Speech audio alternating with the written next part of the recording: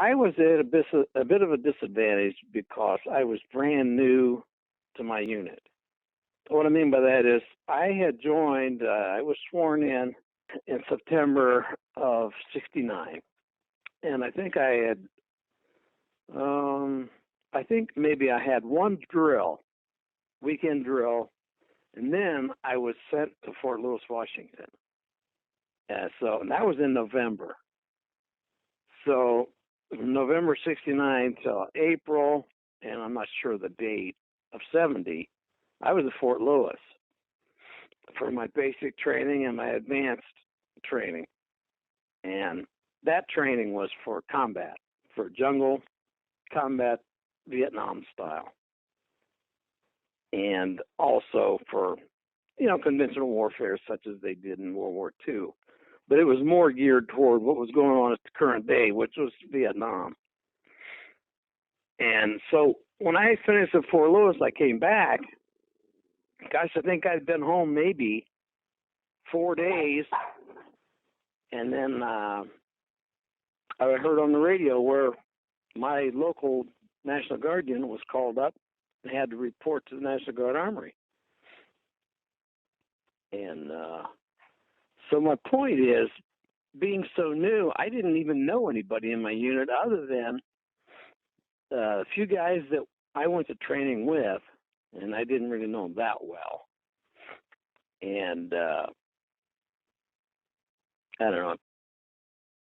What were your thoughts on the United States invasion of Cambodia?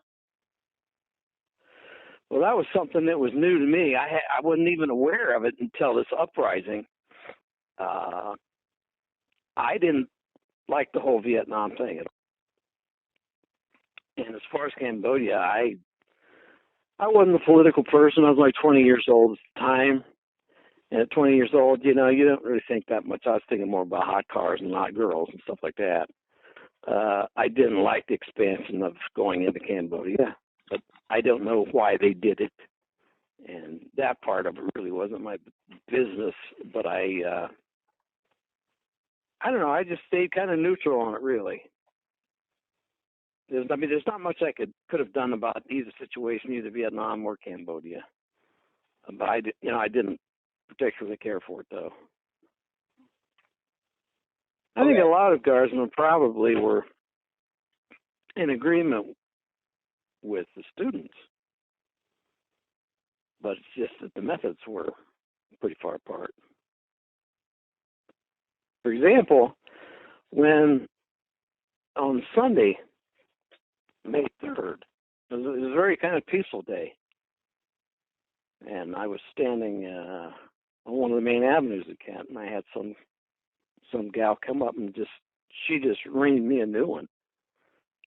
She said, "I want to know what you're doing here." And I said, "Well,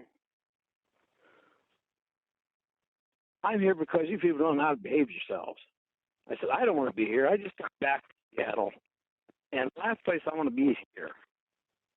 And she just tore into me with every kind of language you can imagine. And it was that way all throughout the whole time that we were there. They were very in your face. But like I told her, I said, "Look, there's nobody in the city of Kent or the state of Ohio that can do anything about Vietnam or Cambodia. So why don't you take your problem to D.C. where somebody can do something about it?"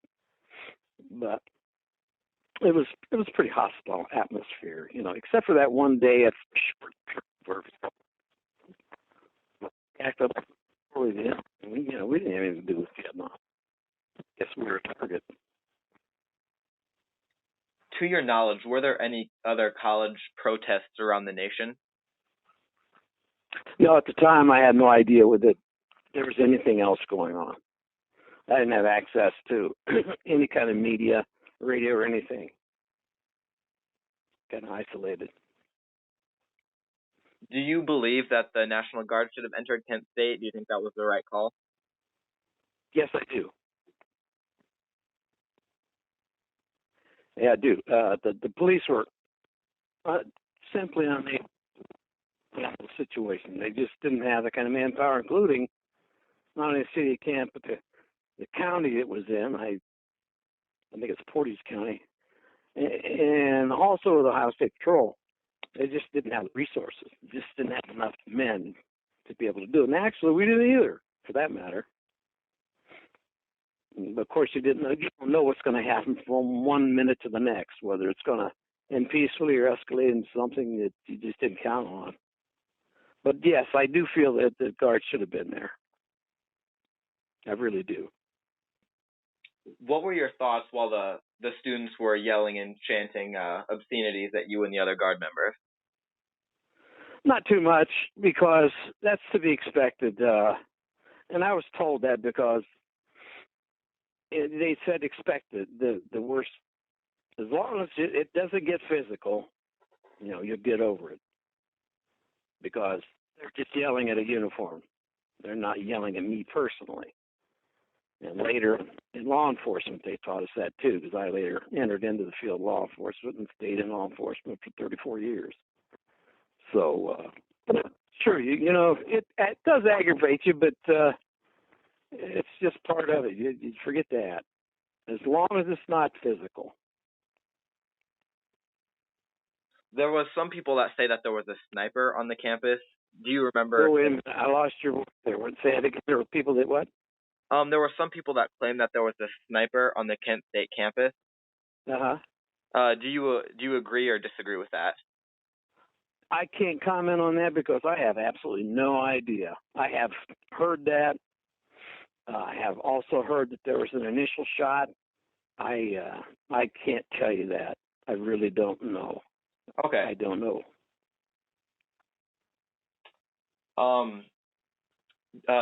Do you know what caused the shots to be fired or not?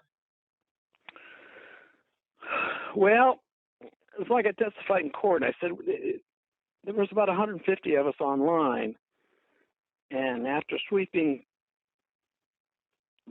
I guess it was called Blanket Hill, a couple of times, we were on our way back for the final time, heading back toward the ROTC building, and I can only testify to what I saw and heard.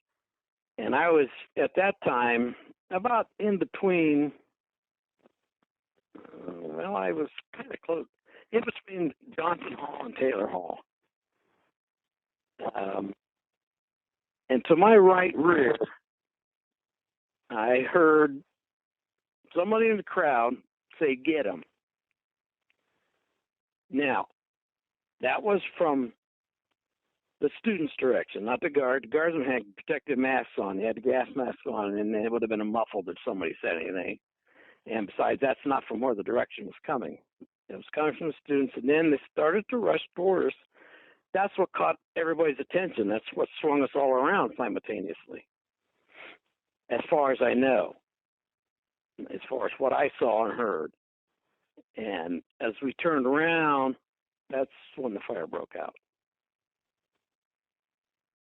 What was going through your mind while the shots were being fired? Well, at that time, it appeared to me that it was probably warning shots. But further down the hill, I couldn't really see. And I was up closer, like to the pagoda area. And at the time, there was so much going on, I didn't even see the pagoda. I didn't know it was there, and I apparently had gone right by it. But what was going through my mind is I thought maybe they were warning shots. And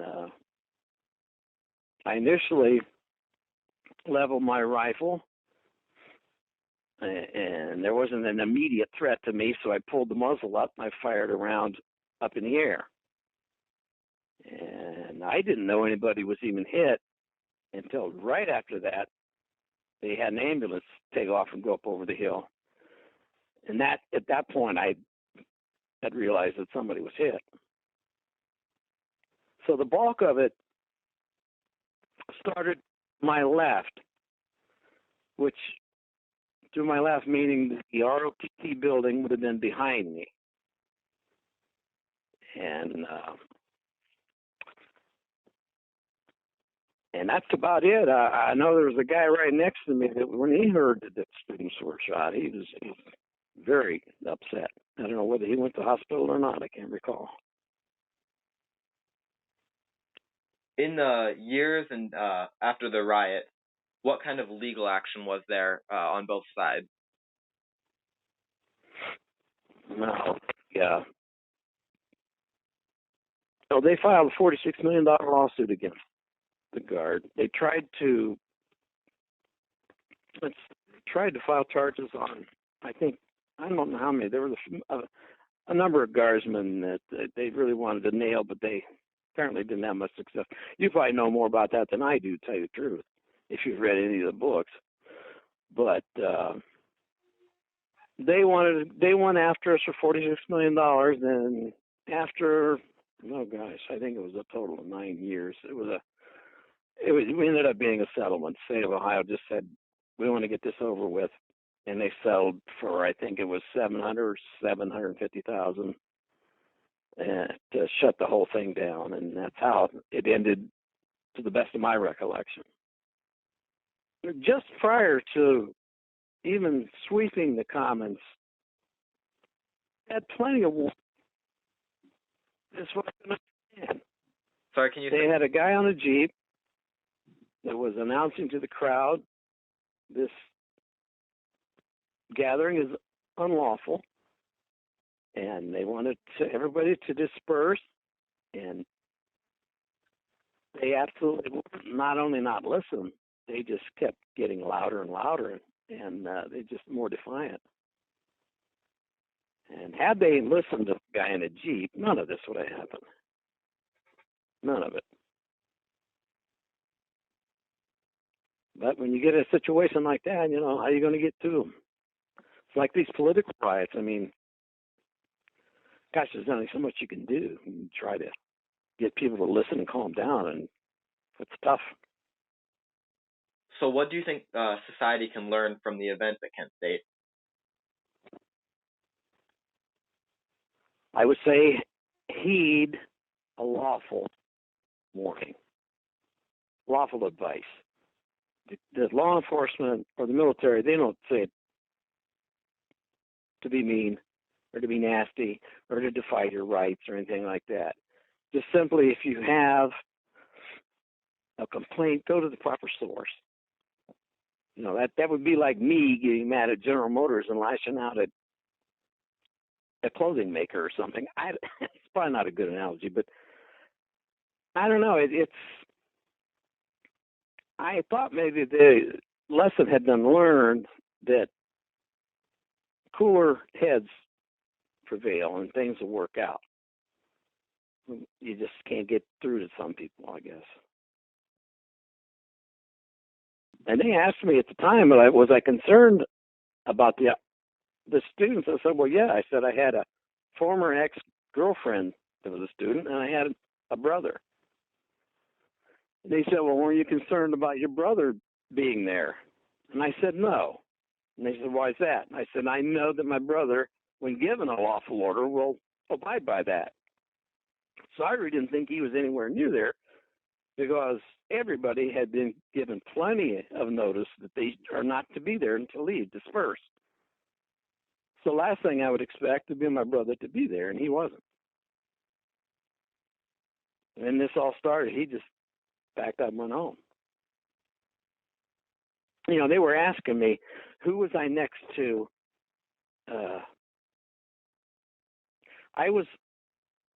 When we were down by the construction area, there was a semicircle, a guardsman knelt down, aiming toward the crowd.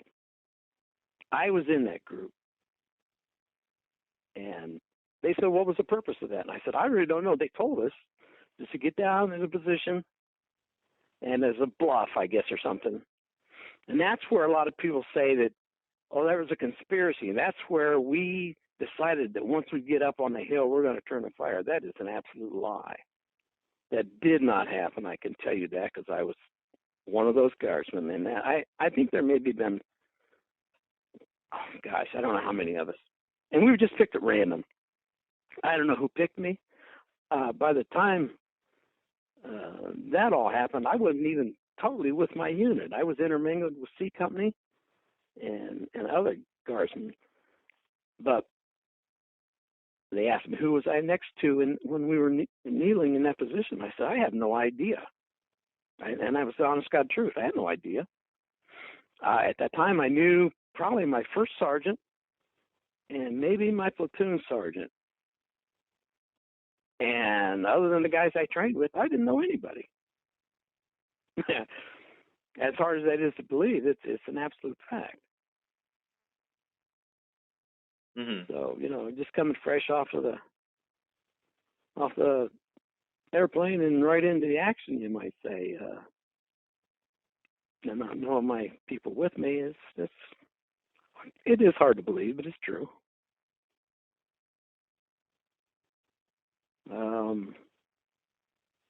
I know that Saturday night was quite eventful. They had a couple of helicopters flying around, and at that particular point, I was assigned to guard the administration building because the information we received is that the SDS, Students for a Democratic Society, they were going to take over the administration building. And I was outside at first, and then they pulled me inside the building with a few other guys, and I was just pretty much on inside building patrol, and nothing came of it because nobody got in. But there was a lot of things going on that night, but I wasn't really privy to it. I could see the helicopters. I could see what was going on, mainly, or just right around the administration building. But my involvement that night was just pretty much nothing.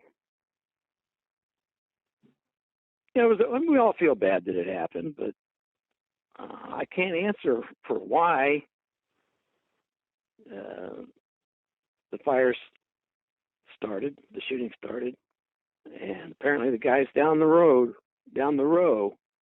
could answer that a lot more than I can. But yeah, it was a tough thing, really. And even if you asked me, right shortly after the shooting, the FBI took us into the building and handed us some papers and had us fill out our statements. I couldn't to this day tell you what I wrote on that statement. There's no way I could remember that. Mm-hmm. But it can't be much different than what I've just told you, because being that I was pretty green and hadn't been in the unit that long, and that my involvement was kind of limited. It seemed like whenever we first started to go up the hill to sweep the students, all they ended up doing was going around to our outer ends and then coming back. That's why we kept having to go up and down that hill. We went up over the hill and came back down. I think we did that about twice, maybe 2.5 times. But they just kept filling back in, and they wouldn't give up. I feel that, of course, I can't really say, but it felt to me it was escalating to the point that had it happened when it did, it would have become a lot worse. They were really getting agitated at that point. They were throwing everything at us that they could, and they were getting agitated to the point where it did feel like things were really, the lid was going to blow off. And I'm afraid, had it gone on, it may have been worse. But then again, that's just a gut feeling I had. See, we didn't even know Kent was going on at the time. And like I said, we didn't have radios and TV and all that stuff because we were just too busy. We'd been escorting truckers over in the Akron area. It was a national trucker strike. And when I got notified of Kent, that's the first time I had even heard there was anything going on over Kent. I had no idea. We were set up at the football field at the rubber bowl at the University of Akron. And they told us, they said, strike your tents, pack your duffel bags, we're going to Kent. We said, what are we going to Kent for? And they said, there's a major riot going on over there. That's the first we'd heard of it. because we were plenty busy with the trucker problem. And the night I got there was like Friday night. And when we got there, you could just see the glow of the ROTC building burning. So at that point, I thought, boy, we're into some serious problems here, because you could also see damage downtown. When we first started going uptown, it was eerily quiet. There was nothing. Mm-hmm. Until we got up near the ROTC building, and then you could just see it was completely different. Prior to that, I guess they had been downtown and caused a considerable amount of damage. I guess I can tell you on this one. My kids were little. They were going to grade school. And there's a group called the May 4th Coalition, which used to show up about a month before May 4th, and then it would build to that. And it was generating a lot of hate for the Guardsmen. And the website itself goes down after May 4th, but usually it appear under May 4th Coalition or something like that. But anyhow, the site itself was encouraging people to call the families of the Guardsmen and threaten them, and tell them that you have children. I understand your children are these ages, blah, blah, blah. And how would you like it if somebody killed your child, like your husband killed someone? Stuff like that. I was petrified. I had to alert the schools. Our kids, I was scared to death for my children. It was really bad. It was very, very scary. Nothing happened, thank heaven. But we got calls, and they said verbatim the text that was on the May 4th site. You could just read like they were reading right off the top of it, and pretty nasty stuff, very nasty stuff. And we had an unlisted phone number back then. You couldn't get them as easily as you can now, but so they had to go to quite some effort to get our unlisted phone number. But they knew where we lived. They knew our unlisted phone number, and they knew what school my kids went to. And they said they knew when they went to recess. It was very scary. It was a very, very bad time to be a mom in that circumstance. And we haven't had any threats of that nature for several years, but back in the day, it was pretty wicked. You can well imagine. My kids are in their 20s now, but it's not a pleasant thing to be a mom and have that happen. It's not, it's very scary. And the site was pretty radical. It was a May 4th Coalition is what the title of the site was. I don't know if it still comes up anymore. Usually just prior to May 4th, you'll start to see it, and on May 4th. But it might be called something different now, but that might be something you can check. I did do a screenshot of the site, which showed all the verbiage and everything on it. It's pretty wicked. But I did save that back in the day on a floppy disk of all things. It shows you how long it's been. But just wanted to fill you in on that. There's been quite an interesting experience, this whole thing. It's not been very easy for a family, that's for sure. I just wanted to mention that from a wife's viewpoint.